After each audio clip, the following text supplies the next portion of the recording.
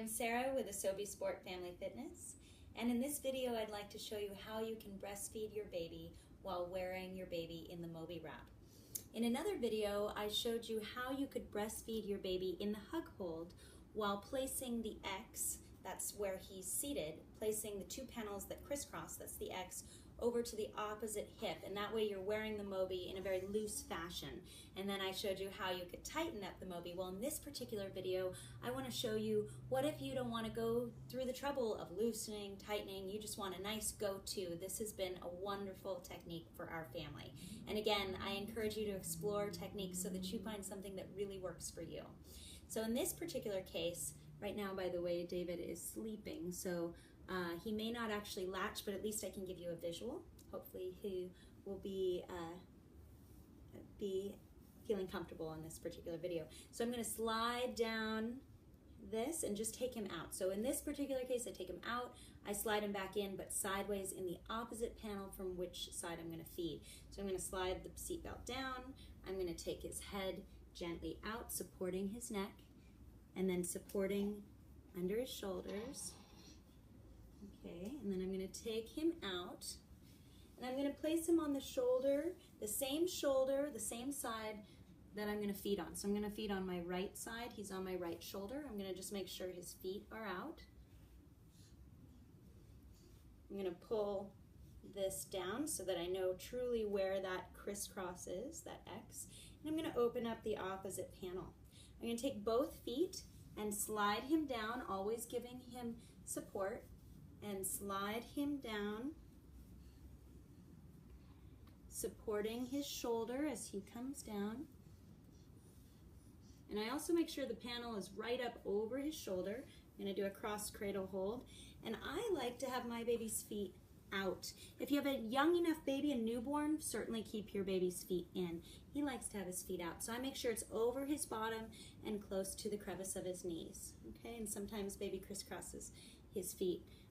At this point, I'll either latch him or I'll put on the seatbelt, depending on how hungry and how determined he is to feed right then and there. I'll either get him latched and then put on the seatbelt, or I'll put on the seatbelt and then get him latched. In today's video, I'd like to show you putting on the seatbelt first. So I'm cradling him, I'm going to support his bottom, and I'm going to lift him up, and that way I create a little bit of slack in the panel, and I can reach in, because you're not going to be able to see what you're doing. You really have to get familiar and feel it. I find the seatbelt and I stick my thumb through, and that way I can slide around and have the whole panel handy. I'm going to stick one leg in,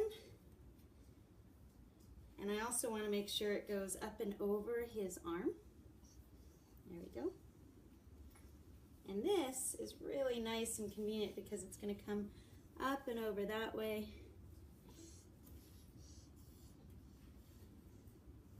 And you can see it created a really nice seatbelt for him there. Okay. So this is when I would get him latched. I'm going to lift up, and let's pretend I pull my nursing tank down, giving him a little bit of a table to lean back on. You can see that. Okay. So if I wanted privacy here, let me go ahead and actually do it so you can trust that I'm getting him latched. He's too sleepy to actually latch, but at least you get a sense of it. And I like to do a cradle like this, and then you can cover up his face so that he can latch. Oh, you're smelling the milk, aren't you? Yeah. So now he's gonna latch. Okay. So you can get, again, a sense of what's going on here. And I like to usually keep my elbow across like that. And then I have two hands available for him. No matter what, you always want to keep at least one hand on your baby at all times while feeding. That way you really truly stay connected with your baby and make sure that he or she is safe and getting the nutrition he needs. So here, let's talk about how do you get out of this. So let's say he's had his fill. How do you get out? Of course, you make sure you feel comfortable and you're decent. So I just lifted this up, or you can reattach your nursing tank. And here, I'm going to pull this panel away from his face, and I'm going to grab under here, lean back, and slowly make sure that he's safe while I pull him out. You can see that. And if it's a newborn, I take my fingertips and support the baby's head, and you lift up and out. And then you put the baby on the opposite shoulder that you're going to slide back in on, and that's panel number 1, which is the panel closest to your body. So here, if you were nursing, I'd be burping, and then after burping, I want to reposition this and just make sure that I have even amount of slack on both sides, and that I reposition my X.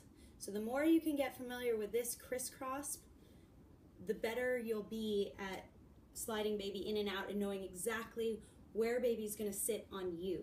So this X is really important. If you want baby upright in the hug hold, which is the safest position after he's eaten, then you go ahead and reposition this X exactly where you want on your body. Okay? And I'm just going to make sure that this is looking good. Okay? And that seat belt is the one with the logo on it. If you ever forget, we've got panel number 1, which is closest to your body, panel number 2, and then panel number 3, there it is, with the logo, okay?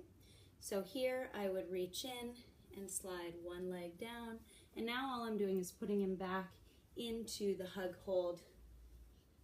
Again, it goes across from shoulder to knee. There you go, baby, you're doing great. Okay, and then I like to take my thumb and stick it, I don't know if you can see this, stick it around his leg and use this arm to hoist him up. And then he's up high and I have slack in the panel. I can reach in here and I'll stick my hand under, reach for his foot. Yeah, you're just settling in. You just want to go night-night. You're doing so well, David. Thank you for helping Mommy. And then you'll reach all the way around like that.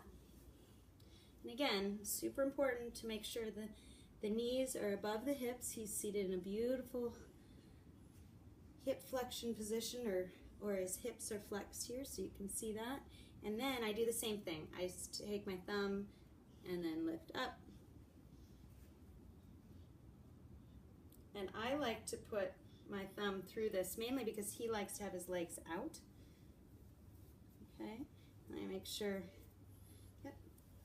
Then I pull up like that. And if it were cold out and if we wanted to cover his legs, then I would just do that, because we've got lots of fabric to work with. So then he's now back in the hug hold. Now to position his head, I would go ahead and lean forward and reposition like this. I like to pull this down, each panel, each side, which gives me more surface area on my back, feels a lot more comfortable for me. There we go. It also helps position the panel so it's not rubbing against his face. Now, if you've already done that and you still feel it's too close to your baby's face, then you go ahead and pull this. You saw how I did that, so I grab this and pull it down across the shoulder, and that pulls it away. And if you want to open up, you can do the same thing on this side, just to give him a little bit more air.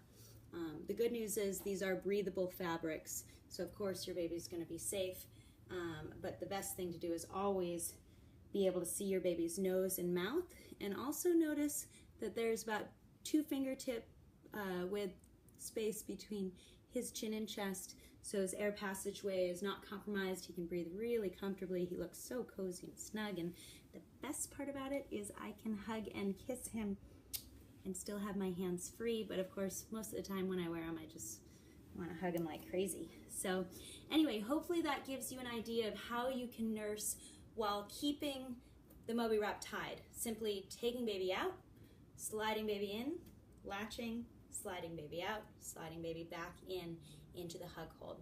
So thanks for watching. I really appreciate it, and I wish you the best of luck. I encourage you to explore and experiment and have fun with it. Thanks again. I'll see you next time. Bye-bye.